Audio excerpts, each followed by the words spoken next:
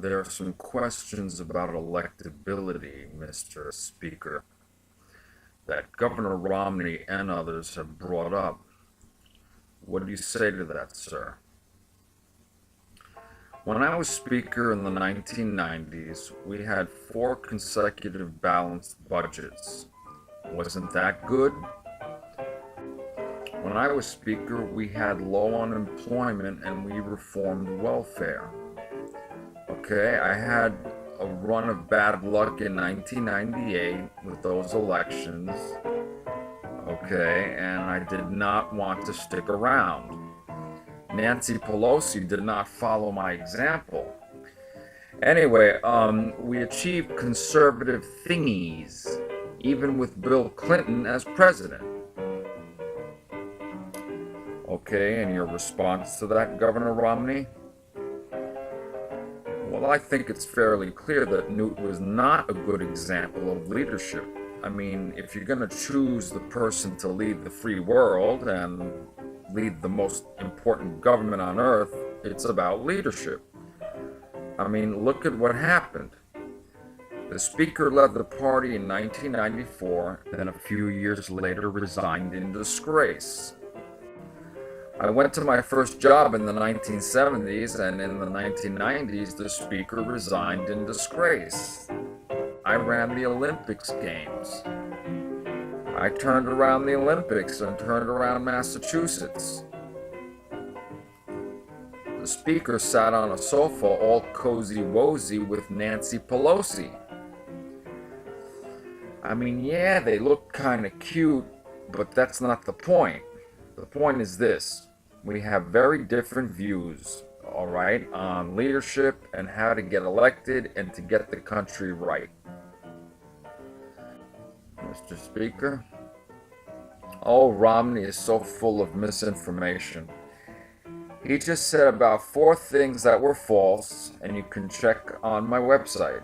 This is the worst kind of trivial politics. It's gutter politics. I mean, dredging up the past.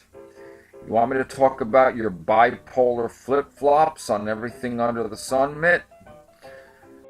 We have an ad where Huckabee and McCain talk about how Romney can't tell the truth.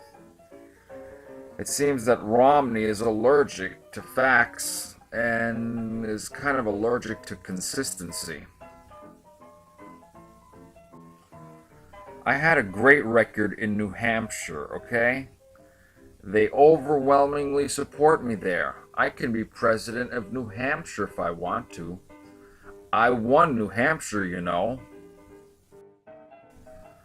Well, that's no surprise. You're from around there, and this right after your psycho super PAC let out a barrage of negative distortions about me.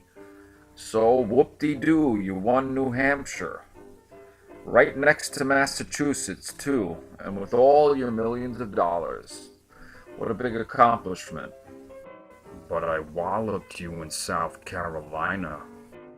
Oh, well, Mr. Speaker, what about your involvement with Freddie Mac? So I worked with Freddie Mac for a while, doing some consulting work. Not everyone is as rich as you, Mitt. I had to make a living. Get over it. You know, and the Speaker's contract with Freddie Mac was provided by Freddie Mac. Freddie Mac paid Gingrich millions of dollars and cost people of Florida millions. You, Speaker, were with Freddie Mac for 6 years. So, you put dogs on top of moving cars. And you try to defend it. A cruel, scary, and reckless thing. That shows... What? I told everyone that the dogs are safe there. What does that have to do? Don't interrupt me, please. Simmer down, Mitt. I'm saying that you have demonstrated a lack of good judgment in your personal life, and not to mention your financial ventures.